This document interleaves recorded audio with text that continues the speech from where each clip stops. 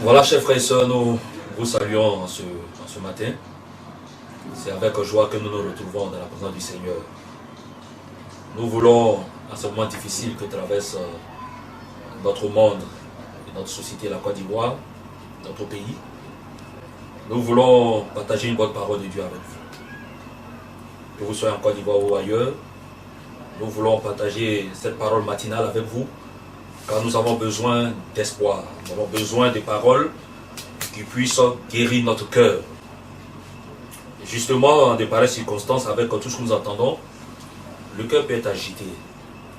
Pour nos croyants, pour nos chrétiens, il peut même arriver à ce moment difficile-là de nous poser beaucoup de questions. Et je voudrais ce matin que ta foi soit ranimée. Je voudrais ce matin que ta confiance en Dieu soit maintenue, soit ravivée. Je voudrais que ta consécration soit maintenue, que le feu ne s'éteigne pas.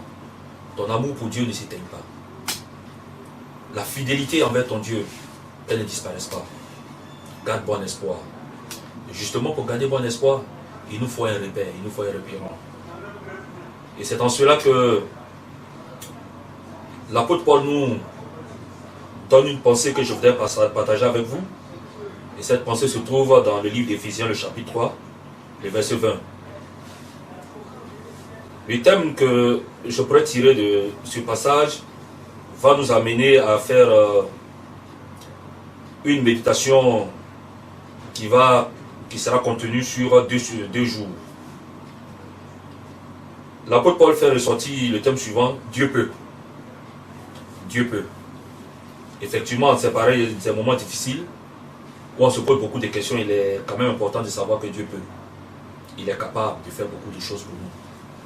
Le coronavirus anime beaucoup de problèmes dans le cœur. Le Covid-19 fait pleurer beaucoup. Quand on entend le chiffre croissant des malades, on se demande est-ce que Dieu peut encore? Est-ce que Dieu peut freiner l'élan de cette maladie? Est-ce que Dieu peut permettre à notre société de connaître un jour le sourire quand on voit les chiffres qui sont aussi alarmants? L'apôtre Paul nous dit dans son livre, dans l'épître aux Éphésiens, le chapitre 3, le verset 20, « Or, à celui qui peut faire, par la puissance qui agit en nous, infiniment au-delà de tout ce que nous demandons ou pensons. » Alléluia. C'est un verset formidable. C'est un verset magnifique que je voudrais te laisser ce matin. C'est un verset qui doit ranimer ta foi. C'est un verset qui doit t'amener à comprendre que tu dois toujours continuer à faire confiance en Dieu. Dieu peut. Dieu peut. Justement, il est important de savoir que, au regard de ce que le monde nous présente et au regard de ce que nous vivons, humainement parlant, il y a des raisons de s'inquiéter et de croire que tout est quand même compliqué, difficile. On a l'impression que nous sommes en but à des réalités insurmontables. Au fur et à mesure, les chiffres croissent. Au fur et à mesure, les données nous alarment. De nouvelles mesures, de nouvelles restrictions. On ne comprend plus rien. Ça, c'est l'approche humaine. Mais, divinement parlant, nous pensons que Dieu a des solutions pour nous. Dieu a des remèdes pour nous, pour notre société et pour notre monde. C'est quand nous disons que Dieu peut. Dieu peut. Dieu peut. Et je voudrais bien insister, Dieu peut. Justement, la compréhension ou l'analyse de cette pensée doit t'amener à comprendre que Dieu peut faire au-delà de ce que tu penses. À quoi penses-tu ce matin? À quoi ou vers quoi tes pensées sont orientées ce matin? Dieu peut. Je voudrais, avant de dégager quelques aspects où Dieu peut intervenir, peut-être dans la deuxième approche, mais d'ores et déjà, voyons quelques implications. Car je voudrais que tu aies la foi. C'est pourquoi j'attaque déjà avec les implications. J'annonce déjà avec les implications. Voyez les implications. Et au travers de ce passage, nous pourrons dégager 4 implications. La première implication, c'est de savoir que ce même Dieu qui nous est décrit dans la Bible, ce même Dieu que nous avons connu, ce même Dieu qui nous a été révélé hier, il est le même encore aujourd'hui. La Bible fait mention de certaines calamités qui sont advenues. Et à ces périodes difficiles-là, Dieu était. Aujourd'hui, nous traversons des moments difficiles. Dieu est. Il ne change pas. C'est le même. C'est le même. C'est le même. Et il n'y a rien de nouveau sous les cieux. Il n'y a rien de nouveau sous les cieux. D'ailleurs, l'histoire nous apprend qu'il y a des calamités. Mais ça, c'est l'histoire humaine. Mais dans la pensée de Dieu, il n'y a rien de nouveau. C'est pourquoi, dans le livre d'Ecclésiaste, il a dit, il n'y a rien de nouveau sous les cieux. Ce que nous redoutons aujourd'hui, ça a été. Il y a eu des calamités dans l'histoire. Il y a eu des calamités au travers de la Bible. Mais le même Dieu est resté. Dieu est le même. Alors pour toi, qui sûrement a été branlé dans sa foi, pour toi qui est découragé, qui ne comprend plus rien, avec ces chiffres alarmants que nous sommes donnés nuit et jour. Aujourd'hui, 25 personnes sont atteintes, 30 personnes sont atteintes, 50 personnes sont atteintes, 300 personnes sont atteintes, et on ne comprend pas. On a l'impression que le coronavirus ou le Covid-19 est en train de faire une percée remarquable, faisant assez de victimes. Et on se demande à qui le tour. Mais laisse-moi te dire que Dieu est encore le même.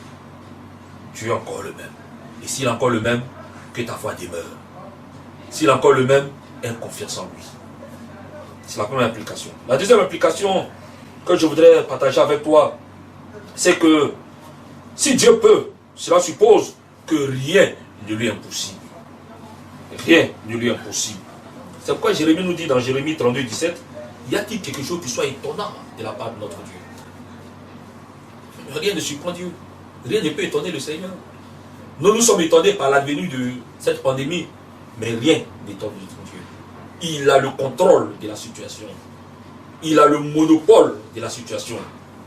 Rien n'est impossible à Dieu. C'est vrai que actuellement, par tâtonnement, des ébauches de solutions sont en train d'être envisagées. Mais déjà, Dieu sait ce qu'il fait. Sa grâce est une solution pour nos croyants. Et sa grâce est une solution pour l'humanité. Rien n'est étonnant pour notre Dieu. Rien n'est impossible à notre Dieu. Il est capable d'intervenir. Il est capable de contenir les dégâts. Il est capable de confiner les dégâts. Il est capable, dans sa souveraineté, de faire en sorte que, quelle que soit l'ampleur de cette pandémie, que le monde ne puisse pas être arrêté d'un seul coup. Dieu est capable de le faire. Alors, s'il est capable de le faire, c'est que rien ne lui est impossible. C'est le Dieu de miracles. Toi qui me regardes, c'est le Dieu de miracles. Il peut te guérir, même s'il n'y a pas de solution, il n'y a pas de remède, il n'y a pas de médicament. Dieu est le Dieu de miracles. Et je proclame le miracle dans ta vie. Toi qui es malade, couché, atteint par ce virus, je déclare ta guérison maintenant. Toi qui es paralysé par ce virus, je déclare ta guérison. Je dis miracle au nom de Jésus. Reçois cela maintenant. Jésus est le même. Il n'a pas changé. Et rien ne lui est impossible. Il peut dompter ce virus. Il peut te donner la guérison. Troisième implication. Nous avons un nom. Nous avons un nom. Le nom de Jésus est un nom qui est au-dessus de tout nom. Le nom de Jésus est un nom merveilleux. Un nom capable de relever les défis. Le défi du Covid-19 est un défi assez important. Est un défi assez important. Quand nous regardons les réseaux sociaux, toutes les intelligences sont mises à contribution. Tous les dieux sont mis à contribution. Mais la Bible dit, nous avons un nom qui est au-dessus de tout nom. De telle sorte que, au nom de Jésus, tout genou fléchit. Oui, le nom de Jésus est un nom merveilleux. Le nom de Jésus est un nom capable de relever les défis. C'est le nom qui est au-dessus de tout nom. Par ce nom, les malades sont guéris. Par ce nom, les boiteux marchent. Par ce nom, les sourds entendent. Par ce nom, les aveugles voient. Et par ce nom, ceux qui sont atteints, paralysés, ceux qui sont dans le filet de cette pandémie, reçoivent la guérison. Le nom de Jésus. Le nom de Jésus et le nom de Jésus. Alors sois guéri, toi qui m'écoutes. Sois guéri, toi qui me regardes. Sois guéri, toi qui saisis cette parole. Sois guéri et sois guéri au nom de Jésus. Je t'envoie cette parole. Ils ont reçu la parole. Ils ont été guéris. Reçois la parole et sois guéri ce matin. Quatrième application. Si Dieu peut, cela veut tout simplement dire que nous sommes appelés à lever les regards vers lui. À lever les regards vers lui pour atteindre notre destinée. Nous avons une destinée glorieuse. Nous avons une voie merveilleuse tracée par notre Seigneur. Levons les regards vers lui. Ne soyons pas découragés, ne soyons pas battus. Ne disons pas qu'il n'a pas d'issue. La pensée de Dieu pour toi, c'est que Dieu peut. Et il peut te sortir de cette situation. Il peut te garder. Il peut te préserver. Il peut préserver ta maison. Il peut préserver ta famille. Tout simplement, comprends et entends cette révélation pour toi. Dieu peut. Dieu peut. Il peut te guérir encore. Il peut te sauver encore. Il peut restaurer ton âme. Il peut te donner la vie. Alors, en cette matinée, pars avec cette pensée que Dieu peut. Que le Seigneur te bénisse et qu'il bénisse ton cœur richement, Jésus. Amen.